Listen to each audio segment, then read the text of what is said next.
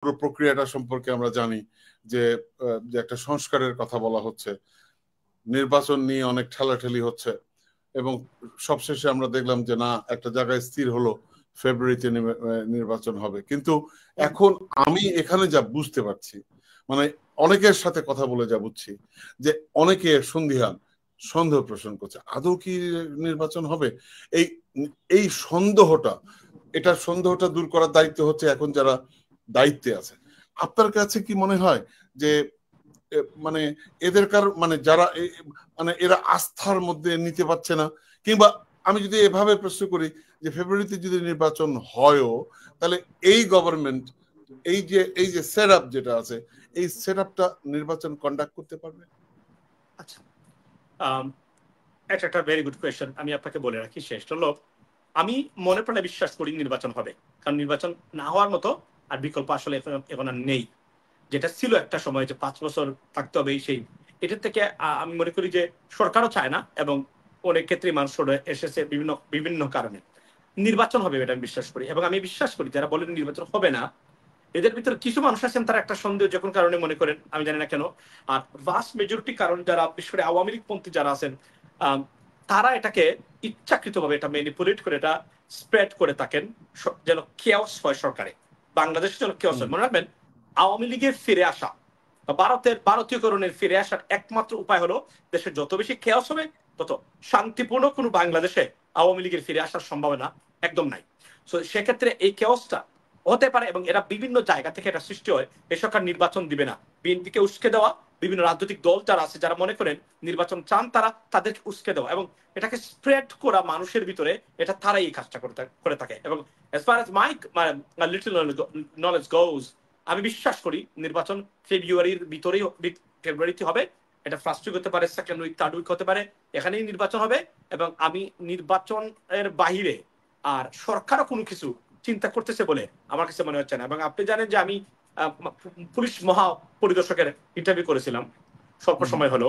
আমি এই প্রশ্নটা ওনাকে করেছেন, উনি যেটা বলেছেন তারা নিজেরাই খুব মানে মানে টেন্সড এই বিষয়টা নিয়ে, যে কিভাবে এই নির্বাচনটাকে স্বচ্ছ দিতে গেলে কি কি ধরনের, এবং তারা আপনি জানেন যে কয়েক হাজার পুলিশ অফিসার, তাদেরকে নির্বাচনকালীন দায়িত্ব পালন করার জন্য স্পেশাল ভাবে ট্রেনিং দেওয়া হচ্ছে পুলিশের পক্ষ থেকে। এটা আমাকে আইজিপি মহোদয় যিনি আমাকে বলেছেন, আমি তাকে ইন্টারভিউ করেছিলাম।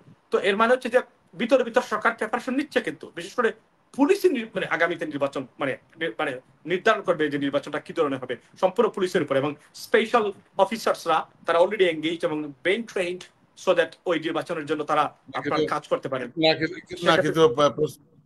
নাকি তো মাসুম ভাই, ধরেন আপনি যে বললেন আপনি মব পছন্দ করেন না, আমরাও মব পছন্দ করছি না। তো এখন আমরা দেখছি যে যখন কাউকে কোনো একটা মানে অকারেন্স হচ্ছে, তখন পুলিশ কোনো দায়িত্ব নিচ্ছে না, দাঁড়িয়ে থাকছে।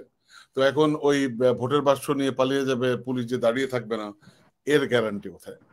আচ্ছা, সুন্দর প্রশ্ন করেছেন। এটা আমি আপনার দর্শককে বলে রাখি, এইটা কিন্তু আপনি দেখবেন না। তখন কেন দেখবেন না?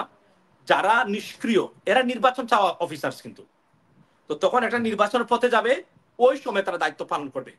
এটা এটা এটা আমি বিশ্বাস করি। কেননা নির্বাচনের এখানে মনে রাখবেন যে এই মানে ওই যে আমলারা কিন্তু বিপদে আছে সরাসরি। এখন তার আগের মতো লুটপাটে ব্যস্ত নাই, বিরাট বিরাট প্রযুক্তি। এখন যেটা এগুলো হচ্ছে ছিচকিচুরের মতো ঘটনা, লক্ষ বা বড় জোর কোটি। আগে আমলারা শত কোটি টাকা দুর্নীতি করতেন, এটা এখন কোনোভাবে তারা পারতেছেন না। এখন আমলারা কি দুর্নীতি করেন? দুর্নীতি হচ্ছে অথবা বাণিজ্য, বদলি বাণিজ্য, কাউকে নিয়োগ দেওয়া। এটা তো আসলে তেমন বড় কিছু না তাদের জন্য। তো আগে যে তারা রাষ্ট্রীয় ক্রয় বিক্রয়ে তারা জড়িত থাকতেন, বড় বড় ঘুষ কমিশনের সাথে তারা জড়িত থাকতেন, প্রজেক্টের এই জায়গাগুলোতে তারা জড়িত থাকতেন। এখানে তারা বর্তমানে আসলে কোনোভাবে তারা এটাতে আর জড়িত নাই, যেহেতু রাষ্ট্রীয় ক্রয় বিক্রয় বা রাষ্ট্রীয় এই সিদ্ধান্তগুলা মোটামুটি স্বচ্ছ প্রক্রিয়ার ভিতরেই হচ্ছে। কারণ সরাসরি কোনো মানে হাজার বা শত কোটি টাকা খাওয়ার মতো কোনো উপদেষ্টা আসলে এখানে এভাবে জড়িত না। তবে হ্যাঁ, বাকি যেগুলা বললাম এগুলাতে হচ্ছে এটা এই তো এই শত কোটি টাকা মেরে খাওয়া আমলাদের জন্য আর তাদের পেট আসলে কোনোভাবেই ভরে না।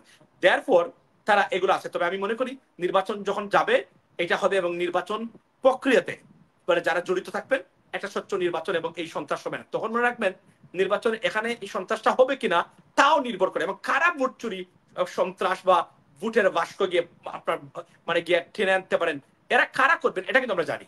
সো এখানে কথা হচ্ছে যে যদি এখন নির্বাচন কিভাবে হবে, জাতীয় সরকারের ভিত্তিতে নির্বাচন হবে কিনা, কোয়ালিশনের ভিত্তিতে নির্বাচন হবে কিনা, এটার উপর ডিপেন্ড করে অনেকগুলা বিষয় যে আসলে নির্বাচনে ওই ক্ষেত্রে ওই পার্টিকুলার গ্রুপ অফ পিপুল তারা কি ধরনের আচরণ করবেন।